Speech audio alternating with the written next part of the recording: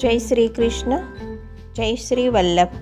આજના રાધે કૃષ્ણ સત્સંગમાં વૈકુંઠાદિમાં સેવા ઉપયોગી દેહના 3 ફળ વિશે જોઈશું.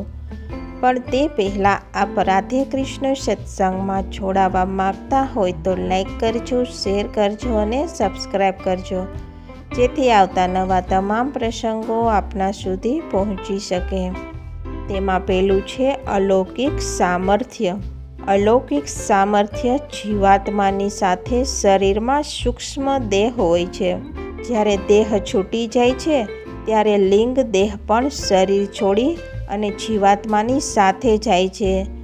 જ્યાં સુધી પાપ અને પુણ્ય ભોગવાઈ ન રહે ત્યાં સુધી જીવાત્માને ફરી જન્મ લેવો પડે છે.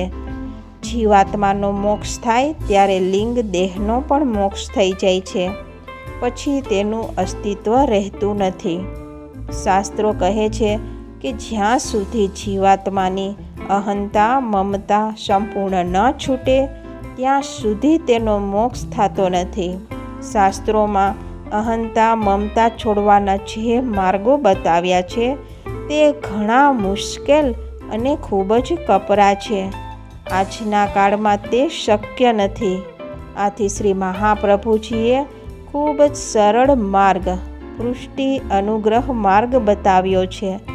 માર્ગ જ ભાવાત્મક અને ફળ પ્રાપ્તિ કરાવનારો છે. સ્નેહ માર્ગ છે. પ્રેમ લક્ષણા ભક્તિનો માર્ગ છે.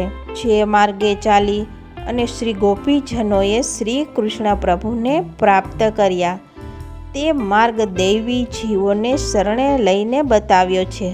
બ્રહ્મ સંબંધી જીવ અહંતા મમતા શ્રી ઠાકોરજીને સોંપી દો.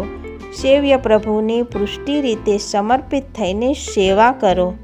મારું લૌકિક અલૌકિક સર્વ પ્રભુનું છે. હું દાસ છું. જે કંઈ થાય છે તે સર્વ પ્રભુની ઈચ્છાથી થાય છે. આવો દ્રઢ વિશ્વાસ પૃષ્ટિ વૈષ્ણવોનો હોવો જોઈએ. તો જ સેવા ફળની પ્રાપ્તિ થાય. દાસ અને દીનતાથી સેવા કરવાથી અહંતા મમતા નાશ પામે અને કર્મનું બંધન છૂટી જાય. મારું જે કંઈ થાય છે, થયું છે અને થશે તે સર્વ પ્રભુ કૃપાથી જ થાય છે. પૃષ્ટિ પ્રકારે સેવ્યની સુખરૂપ સેવા કરવાથી પ્રભુ પ્રસન્ન થાય છે. ત્યારે તે જીવાત્માને તેના મૃત્યુ બાદ અલૌકિક સેવા ઉપયોગી દેહ પ્રાપ્ત કરાવે છે. એકવાર સ્વરૂપનો અનુભવ થઈ ગયો તો જીવ કૃતાર્થ થઈ જાય છે.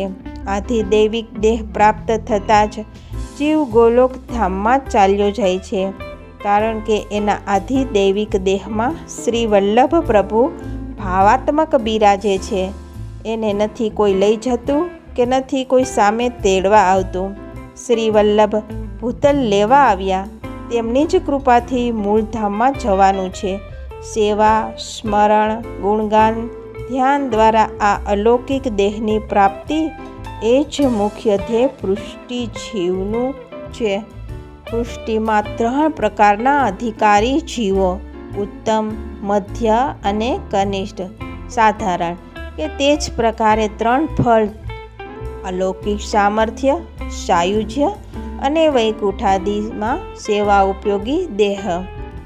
તેમાં બીજું છે સાયુજ્ય. કેટલાક જીવાત્માનો અધિકાર અલૌકિક સામર્થ્યનો હોતો જ નથી. તેવા મધ્યમ અધિકારવાળાને શ્રી ઠાકોરજી સાયુજ્ય ફળ પૃષ્ટિ માર્ગીય મોક્ષ આપે છે. આ મોક્ષ મર્યાદા મોક્ષથી જુદો, ઉત્તમ છે. આવા જીવાત્માઓને પ્રભુ પોતાના શ્રી મસ્તકના વાળમાં વિલીન કરી રાખે છે. જીવાત્મા કાયમ ત્યાં જ રહે છે. શ્રી ઠાકોરજી ક્યારેક પોતાની સ્વેચ્છાથી આવા જીવોને અલૌકિક દેહ આપી અમુક પૂરતો સ્વરૂપાનંદનો અનુભવ કરાવે છે. પાછા તેઓને મૂળ સ્થાનમાં વિલીન કરી દે છે. અંતર્ગૃહતા ગોપીજનોને આ સાયુજ્ય મળ્યું છે કેમ કે તેઓનો પ્રભુ પ્રત્યે જે ભાવ હતો જેથી સ્વરૂપાનંદના અનુભવથી વંચિત રહી ગયા. ત્રીજું છે વૈકુંઠાદિમાં સેવા ઉપયોગી દેહ. કેટલાક પૃષ્ટિ જીવાત્માઓ કનિષ્ઠ એટલે કે સાધારણ અધિકારવાળા હોય છે.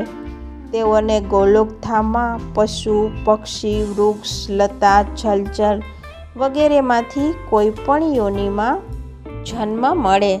લૌકિક કરતાં આ યોનિ તો અલૌકિક છે, નિત્ય છે. કાયમ ગોલોકમાં જ વાસ. પ્રભુના દર્શનાદિનું સુખ મળે છે. પ્રભુની પરોક્ષ સેવાનો આનંદ મળે છે. સ્વરૂપાનંદનો આનંદ નથી મળતો. આવા પુષ્ટિ જીવો 252ની વાર્તાઓમાં અને 84 વૈષ્ણવની વાર્તામાં ઘણા વૈષ્ણવો થઈ ગયા છે.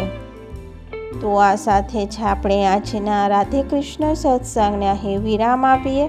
ફરીથી મળીશું નવા જ પ્રસંગ સાથે. જય શ્રી કૃષ્ણ, જય શ્રી વલ્લભ.